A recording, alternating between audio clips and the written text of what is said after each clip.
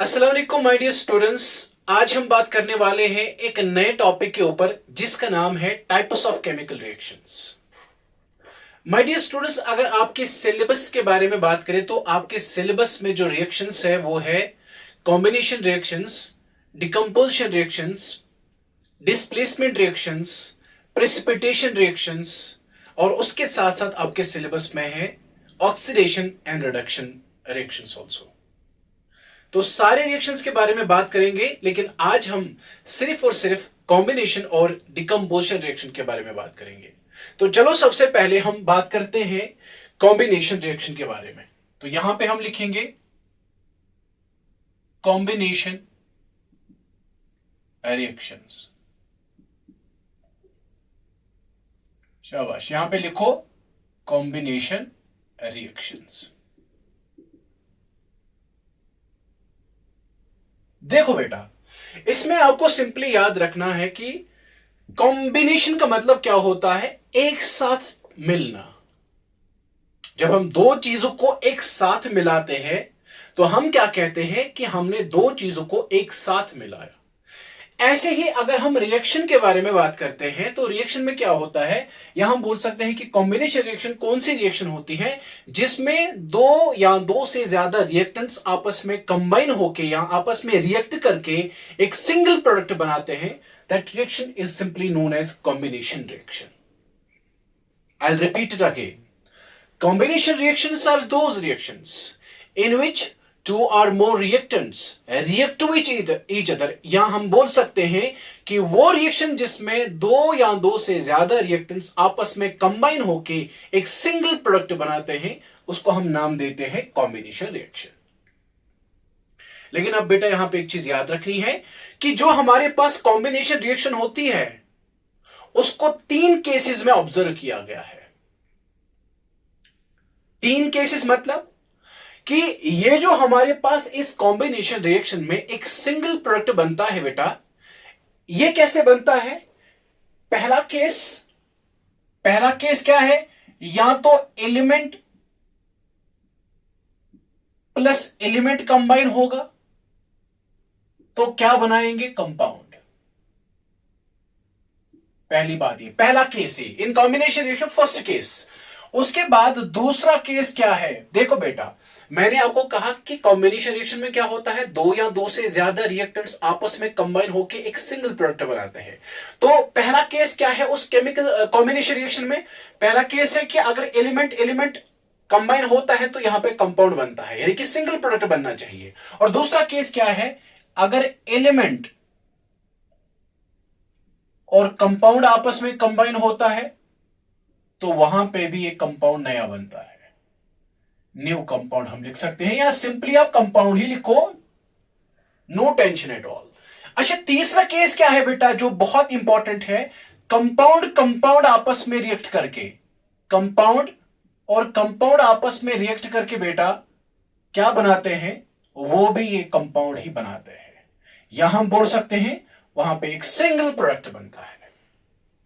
तो one by one हम सारे यहां तीनों केसेस के बारे में बात करेंगे कि कहां पे एलिमेंट उसके रिएक्शंस, कहां पे एलिमेंट और एलिमेंट कंबाइन होता है तो बनाता है कंपाउंड, और कहां पे एक एलिमेंट दूसरे कंपाउंड के साथ कंबाइन होकर बनाता है एक कंपाउंड, और कहां पे कंपाउंड रिएक्शन करके बनाता है एक और कंपाउंड, यहां हम कह सकते हैं कि जहां पे एक सिंगल प्रोडक्ट बनता है।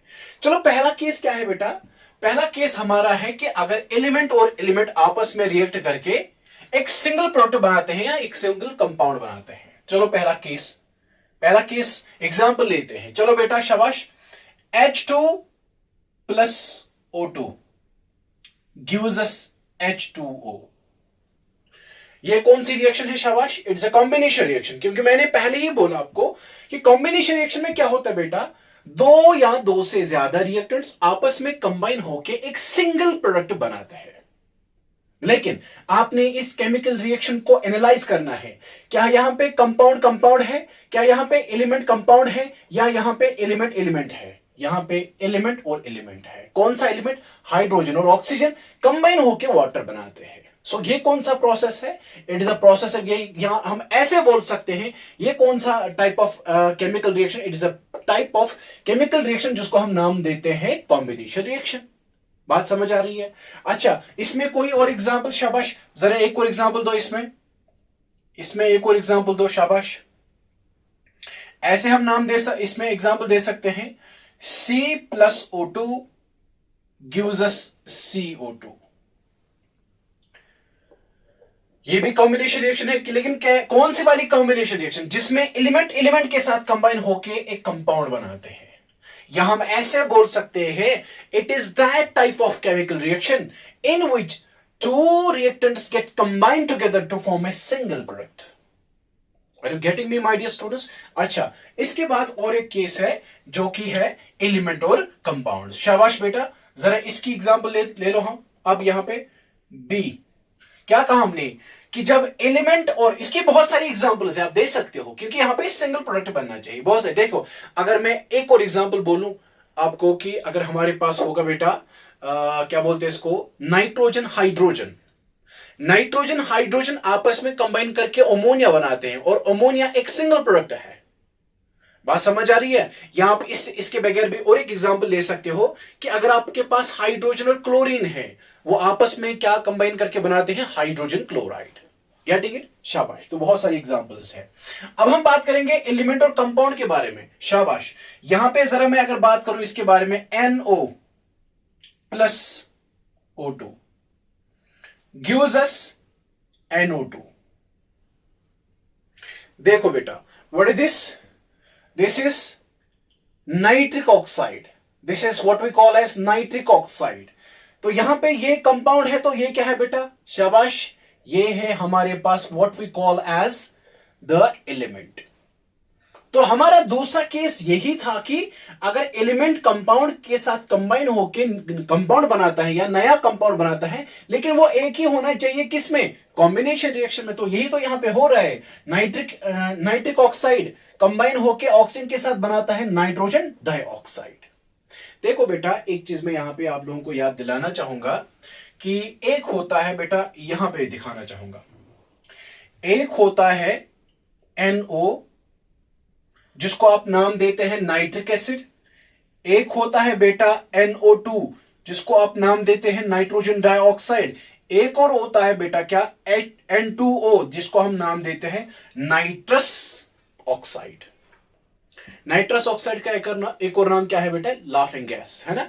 तो एक क्या है? नाइट्रिक ऑक्साइड, नाइट्रोजन डाइऑक्साइड, और ये कौन सा है? Nitrous oxide. ठीक है, and this nitrous oxide is also known as laughing gas. ठीक है। अच्छा, एक और एग्जांपल अगर मैं यहां पे दूं जिससे मेरे बच्चों को पूरा क्लियर हो जाएगा। अगर बेटा आपके पास है SO2 बोले तो शाबाश, सल्फर डाइऑक्साइड। और सल्फर डाइऑक्साइड बेटा क्या है? It is a compound. आपने पढ़ा है कि मॉलिक्यूल्स के दो टाइप्स होते हैं, molecule of an element, molecule of a compound. बात समझ आ रही? So this is a molecule of a compound, क्योंकि मॉलिक्यूल ऑफ ए एलिमेंट में क्या होता है?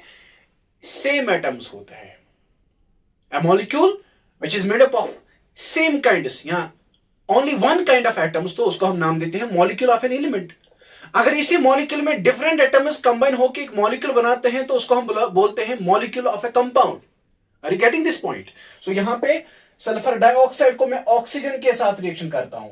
आप मुझे बोलो मेरे बच्चों, क्या ये कंपाउंड है और ये एलिमेंट है? तो ये वाला केस दूसरा, एलिमेंट कंपाउंड, कंपाउंड एलिमेंट, तो यहां पे क्या बनेगा? शाबाश, यहां पे बनेगा SO3, और जिस SO3 को हम नाम देते हैं सल्फर ट्राइऑक्साइड। इनको आप बैलेंस कर सकते हो on your own, you can check it out, right? अच्छा, एक और एग्जांपल मैं यहां पे देना चाहूंगा अपने बच्चों को कि जिससे आपको ये और ज्यादा क्लियर हो जाएगा। वो क्या है? शाबाश, देखो ये कौन सी एग्जांपल है? कौन सी एग्जांपल है? शाबाश, एलिमेंट प्लस कंपाउंड वाली। इसमें हमने क्या दी? नाइट्रिक ऑक्साइड ऑक्सीजन के साथ रिएक्शन करके क्या बनाता है? शाबाश, नाइट्रोजन डाइऑक्साइड, सल्फर डाइऑक्साइड बेटा, शाबाश, ऑक्सीजन के साथ रिएक्शन करके क्या बनाता है? Sulphur trioxide. जरा मेरे बच्चों यहां पे देख लो, कार्बन मोनोऑक्साइड को रिएक्शन करो ऑक्सीजन के साथ तो क्या बनाता है यहां पे? Carbon dioxide. ये भी और एक एग्जांपल है। लेकिन किस वाले केस की, जहां पे एलिमेंट कंपाउंड आपस में कंबाइन होके बनाते हैं एक सिंगल प्रोडक्ट जिसका नाम है कार्बन डाइऑक्साइड, यहां पे है सल्फर ट्राइऑक्साइड, यहां पे है nitrogen dioxide. I hope this is clear to everyone. I hope this is clear to everyone. अब यहां पे आ जाओ थर्ड वाला केस। अच्छा, थर्ड वाला केस क्या है, जब कंपाउंड कंपाउंड आपस में कंबाइन होके एक सिंगल कंपाउंड बनाएंगे तो उसको भी हम नाम देते हैं क्या, कॉम्बिनेशन रिएक्शन। मैंने पहले ही कहा कि कॉम्बिनेशन रिएक्शन हम तीन केसेस में ऑब्जर्व करते हैं, या तो एलिमेंट एलिमेंट कंबाइन होगा तो एक सिंगल प्रोडक्ट बनेगा, या एलिमेंट कंपाउंड कंबाइन होके एक सिंगल प्रोडक्ट बनेगा, या कंपाउंड कंपाउंड कंबाइन होके एक सिंगल प्रोडक्ट बनेगा, उसको भी हम नाम देते हैं कॉम्बिनेशन रिएक्शन। अब यहां पे क्या है बेटा, जरा इसकी एग्जांपल दो, शाबाश। उसके बाद हम आ जाते हैं एक और पे। देखो क्या, अब यहां पे आपके पास ये वाला केस बचा, कंपाउंड और कंपाउंड। जरा इसमें एग्जांपल दे दो, शाबाश। एग्जांपल नंबर 1 बेटा क्या है, CaO। What is this, CaO is calcium oxide, calcium oxide, ठीक है। इस कैल्शियम ऑक्साइड को मैं अगर वाटर के साथ रिएक्शन कराऊं तो यहां पे बनेगा CaOH2, ठीक है।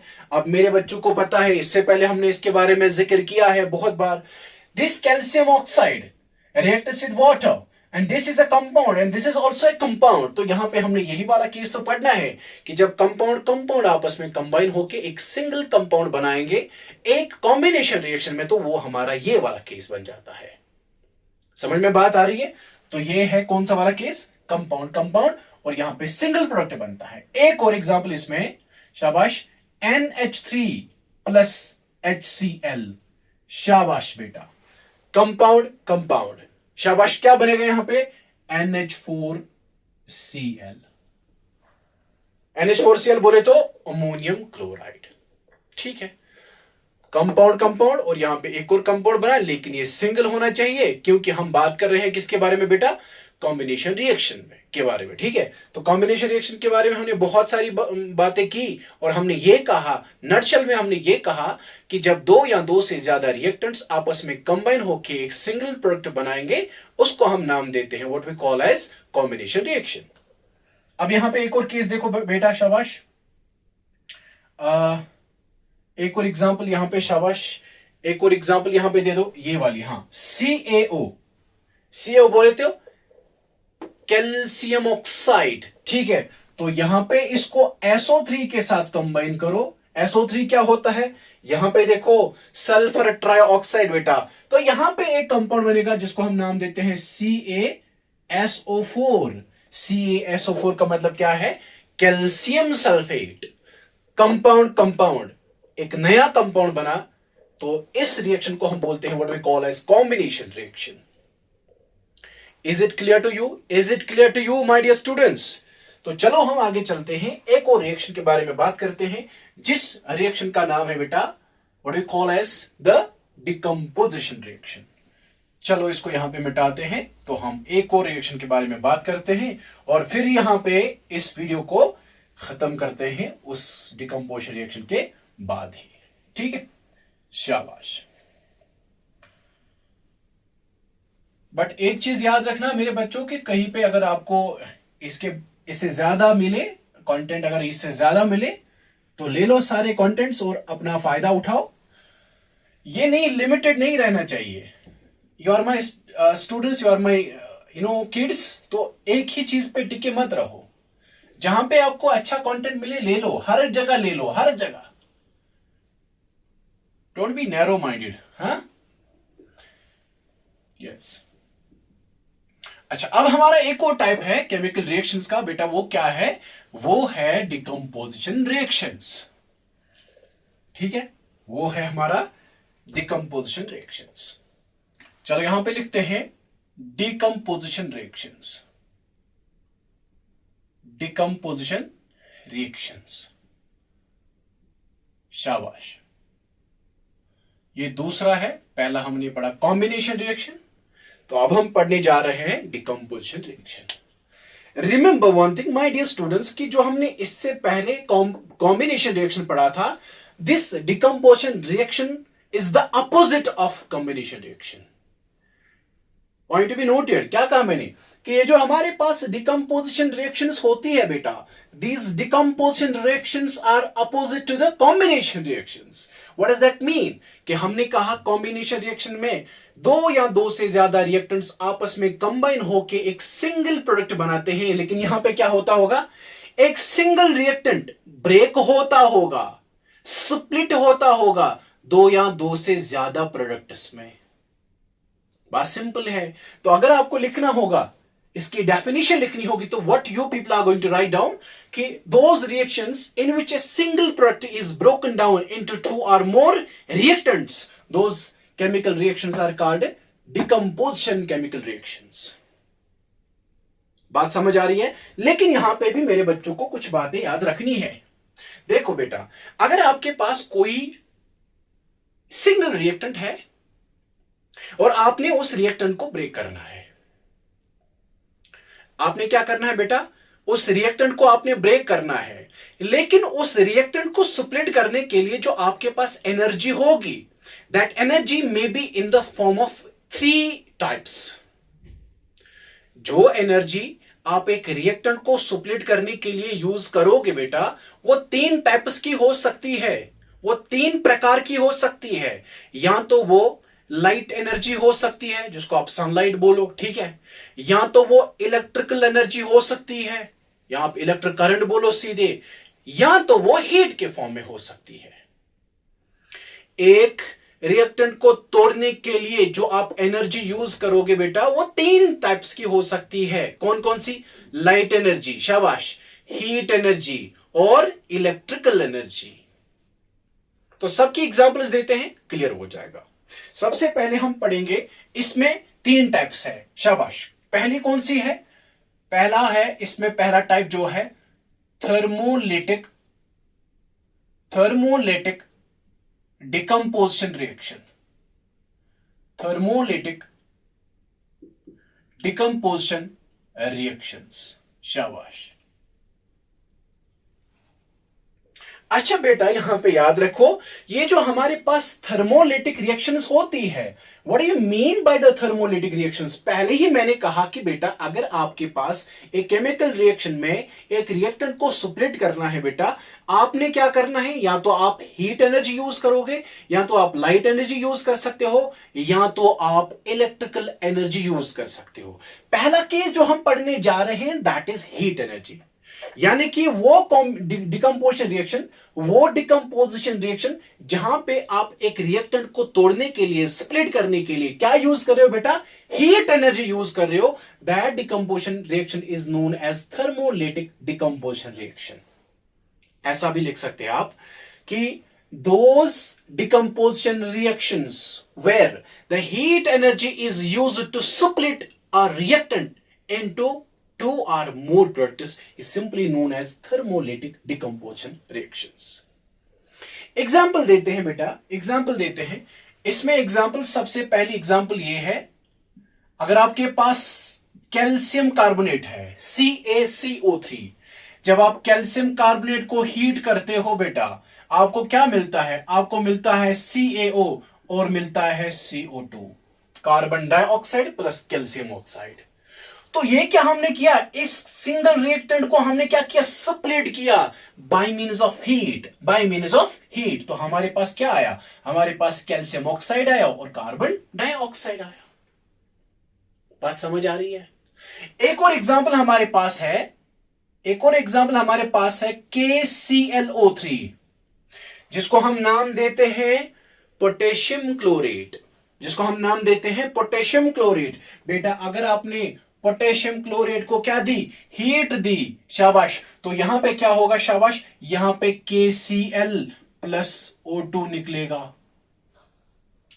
बात समझ आ रही है मेरे बच्चों?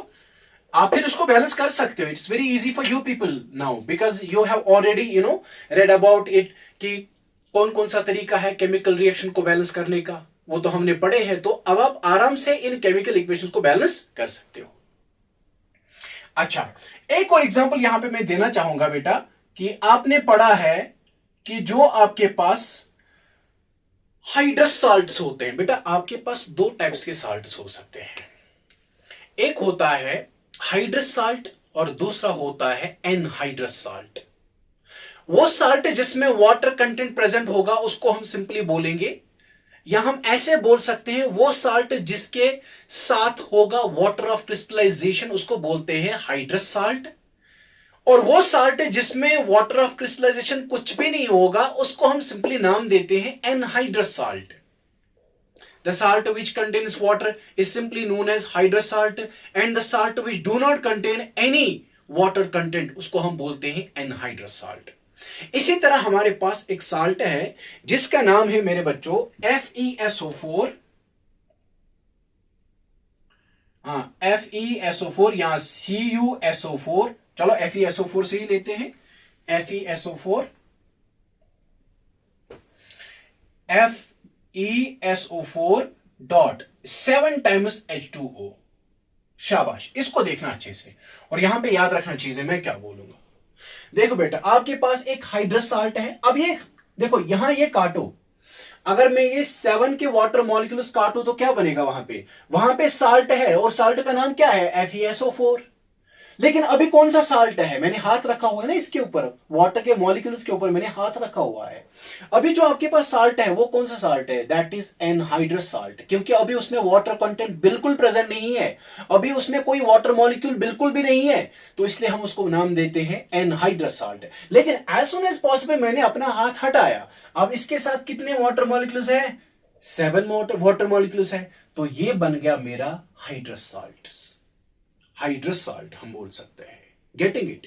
लेकिन एक चीज और, आपने पढ़ा होगा ऐसे मैं दिखाता हूं यहां पे, एक होता है CuSO4 डॉट 5 टाइम्स H2O, और दूसरा होता है यही जो हमारे पास यहां पे है FeSO4 डॉट 7 टाइम्स H2O, एक और होता है ZnSO4 7 टाइम्स H2O। इनके अपने अपने नाम है। अगर मैं इनका केमिकल नेम बोलूं तो what is the chemical name? Copper sulphate pentahydrate. Penta means 5, क्योंकि 5 वाटर मॉलिक्यूल्स इसके साथ है इसलिए पेंटाहाइड्रेट। अच्छा, यहां पे इसका नाम है क्या है?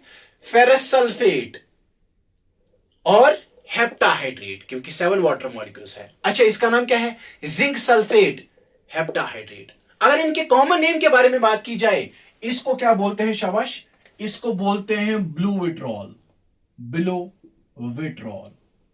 इसको बोलते हैं शाबाश ग्रीन विट्रॉल, शाबाश।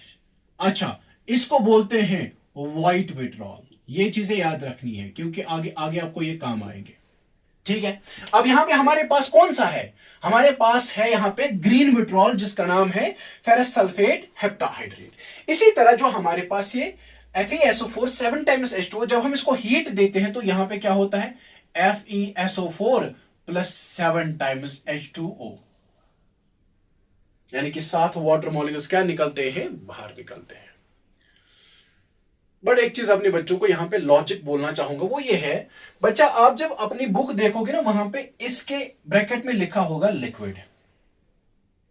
लिक्विड मतलब कि ये जो वाटर बाहर निकल रहा है ये लिक्विड फॉर्म में निकल रहा है। लेकिन मैं यहां पे बोलना चाहूंगा अपने बच्चों को, मैं यहां पे G लिखूंगा, मीन्स वेपर्स की सूरत में ये निकलता होगा। ये इंपॉर्टेंट बात है। बुक्स पे लिखा है यहां पे वाटर के साथ क्या है? L, यानी कि वाटर जो बाहर निकल रहा है किस में से? एक हाइड्रस साल्ट में से जिसका नाम है FeSO4 7 टाइम्स H2O। लेकिन यहां पे जो वाटर के मॉलिक्यूल्स निकलते हैं उसको हमने लिखा है, बुक ने लिखा है ये लिक्विड स्टेट में निकलता है, लेकिन मैं बोल रहा हूं कि ये गैसियस स्टेट में निकलता है। सीधी सी बात है माय डियर स्टूडेंट्स, जब आप एक साल्ट हाइड्रस साल्ट को हीट दोगे तो वहां पे जो वाटर निकलता होगा वो किस फॉर्म में निकलता होगा? वेपर्स की फॉर्म में, और वेपर्स की फॉर्म में हम क्या लिखते हैं? गैसियस फॉर्म में। बात समझ आ रही है? अगर हम बात करेंगे कि लिक्विड स्टेट में पानी बाहर निकलता होगा, तो अगर लिक्विड स्टेट में बाहर निकलता होगा पानी, वो तो वहीं पे रहता होगा, वो तो फिर से इसके साथ कंबाइन होके क्या बनाएगा? FeSO4 7 times H2O। इसलिए यहां पे वाटर निकलता है in the form of gas बाहर, in the form of vapours. शाबाश। तो ये हो गया हमारा पहला टाइप जिसको हम नाम देते हैं what we call as thermolytic decomposition reactions. चलो एक और पे आते हैं, एक और अंडरलाइन करो मेरे बच्चों, वो कौन सा है? वो है शाबाश इलेक्ट्रोलिटिक डिकम्पोजिशन रिएक्शंस। शाबाश, जल्दी जल्दी। आई होप आपको मेरी बातें क्लियर होती होगी, आई होप मेरी बातें सबको क्लियर होती होगी। तो एक और टाइप हमारा क्या है, that is electrolytic decomposition reaction, यानी कि वो डिकम्पोजिशन रिएक्शन जहां पे क्या यूज होता है, इलेक्ट्रिसिटी यूज होती है, किसके लिए, एक सिंगल रिएक्टेंट को स्प्लिट करने के लिए। शाबाश, यहां पे हम लिखेंगे बी, कौन सा है, इलेक्ट्रोलाइटिक डिकम्पोजिशन रिएक्शंस। शाबाश, देखो ध्यान से सुनना इस बात को। अब आप खुद ही बोलो मुझे मेरे बच्चों, इससे पहले हमने पढ़ा थर्मोलाइटिक डिकम्पोजिशन रिएक्शन, जहां पे हम हीट यूज करते हैं एक रिएक्टेंट को ब्रेक करने के लिए, स्प्लिट करने के लिए into two or more products. लेकिन यहां पे हम क्या यूज करते हैं, इलेक्ट्रिसिटी। शाबाश। एग्जाम्पल नंबर 1 आपने पढ़ा होगा, क्लास 8 याद करो, इलेक्ट्रोलिसिस ऑफ वाटर। जब हम वाटर को ब्रेक करते हैं, जब हम वाटर को स्प्लिट करते हैं into hydrogen and oxygen, by passing electric current through the water. तो क्या एग्जाम्पल है, शाबाश। एग्जाम्पल नंबर 1 जो है दैट इज H2O। यहां से आपने लिखना है इलेक्ट्रिक करंट, और यहां से आपको मिलेगा हाइड्रोजन प्लस ऑक्सीजन, आपको मिलेगा वापस। तो यहां पे हमने एक सिंगल रिएक्टेंट को तोड़ा, स्प्लिट किया, ब्रेक किया into two products by passing electricity through this single reactant. एक और एग्जांपल है NaCl। NaCl को क्या बोलते हैं हम, सोडियम क्लोराइड। लेकिन याद रखना मेरे बच्चों, अगर सोडियम क्लोराइड आपको किस फॉर्म में होगा, सॉलिड फॉर्म में, तो उसमें करंट पास नहीं होगी। Either you have to convert this sodium chloride in the molten state, or we can say in the fused state. Molten state बोलो या फ्यूजर स्टेट बोलो, एक ही है दोनों। यहां आपने क्या करना है, यहां पे इसको एक्वस फॉर्म में बना सकते हो, ठीक है। तो हमें क्या करना है, हमें NaCl को किस फॉर्म में लेना है, मोल्टन, ये याद रखना है, मोल्टन फॉर्म में, यानी कि वो होता है ना सेमी सॉलिड टाइप, ठीक है। इसको मोल्टन फॉर्म में कन्वर्ट करना है, फिर इसमें से इलेक्ट्रिक करंट पास करनी है। जब आप इसमें से इलेक्ट्रिक करंट पास करोगे तो Na अलग होगा, Cl2 अलग होगा, ठीक है, ओके। अच्छा, इसको आप टॉइस कर सकते हो यहां पे। तो ये बैलेंस करना मैंने पहले ही कहा, balance you can do it now, ठीक है। अच्छा, एक और चीज हमारे पास है, वो है एल्यूमिना, Al2O3, एल्यूमिनियम ऑक्साइड जिसको हम नाम देते हैं। इलेक्ट्रिक करंट इसमें पास की, शाबाश, क्या मिलेगा आपको, Al अलग मिलेगा, O2 अलग मिलेगा, ठीक है। तो ये आपके पास एग्जांपल्स रह गए, किनकी, ये एग्जांपल्स है इलेक्ट्रोलाइटिक डिकम्पोजिशन रिएक्शंस, जहां पे हम इलेक्ट्रिसिटी यूज करते हैं एक सिंगल प्रोडक्ट को ब्रेक करने के लिए into two or more products. शाबाश। अब हमारे पास लास्ट वाला केस जो है बेटा, that is what we call as the photolytic decomposition reactions. जल्दी करो, शाबाश।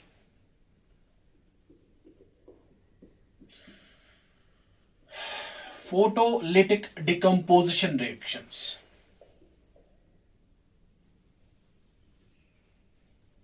शाबाश। हमारे पास एक और टाइप क्या है बेटा, शाबाश, फोटोलिटिक डिकम्पोजिशन रिएक्शंस। तो यहां पे लिखूंगा मैं तीसरा टाइप जो है C1 है, और इसमें क्या लिखेंगे, फोटोलिटिक डिकम्पोजिशन रिएक्शंस। शाबाश बेटा। क्या होती है फोटोलिटिक डिकम्पोजिशन रिएक्शंस, शाबाश। वो डिकम्पोजिशन रिएक्शंस जहां पे हम एक सिंगल रिएक्टेंट को स्प्लिट करने के लिए यूज करते हैं लाइट का, सिंपल बात है, ठीक है। एग्जाम्पल क्या है, शाबाश। हमारे पास पहली एग्जाम्पल जो है that is AgCl, silver chloride. Silver chloride के ऊपर जब सनलाइट पड़ती है, जब इसके ऊपर सनलाइट पड़ती है तो Ag अलग होता है प्लस Cl2 अलग होता है। अच्छा, इसी तरह हमारे पास एक और एग्जाम्पल है, example number 2, example number 2, AgBr silver bromide, जब इसके ऊपर भी सनलाइट पड़ती है तो क्या होता है, Br अलग, सॉरी यहां पे Ag अलग प्लस Br2 अलग। इसी तरह हमारे पास तीसरी एग्जाम्पल है, शाबाश, क्या है वो है हमारे पास AgBr आया और AgCl भी आया, AgI यानी कि सिल्वर आयोडाइड। इसके ऊपर भी सनलाइट पड़ती है तो क्या बनता है, Ag अलग प्लस आयोडीन अलग। तो याद रखना एक और चीज कि ये जो हमारे पास रिएक्शंस है इनको हम यूज करते हैं, इनका बहुत ही ज्यादा एप्लीकेशन, इंपॉर्टेंट एप्लीकेशन किस में है, ब्लैक एंड व्हाइट फोटोग्राफी में, black and white photography. So important point है, याद रखना, ठीक है। मैंने कहा कि हमारे पास जो ये फोटोलिटिक रिएक्शंस है, यहां पे हम एक रिएक्टर को तोड़ने के लिए, स्प्रेड करने के लिए सनलाइट का उपयोग करते हैं, सनलाइट का इस्तेमाल करते हैं। और उसके बाद मैंने कहा कि इन रिएक्शंस का एप्लीकेशन, बहुत ही इंपॉर्टेंट एप्लीकेशन किस में है, ब्लैक एंड व्हाइट फोटोग्राफी में। कभी कभार एमसीक्यू आ सकता है, ठीक है, तो ये याद रखना। तो इसके साथ हमारे दो यहां पे रिएक्शंस कंप्लीट हो गई। पहली हमने पढ़ी कौन सी, कॉम्बिनेशन रिएक्शन, उसके बाद हमने डिकम्पोजिशन रिएक्शन को डिस्कस किया। आई होप कि ये सारी चीजें मेरे बच्चों को क्लियर हुई होगी अच्छे से। तो चलो हम इस वीडियो को आज यहीं पे खत्म करते हैं, तो मिलते हैं एक नए वीडियो के साथ, तब तक के लिए खुदा हाफिज।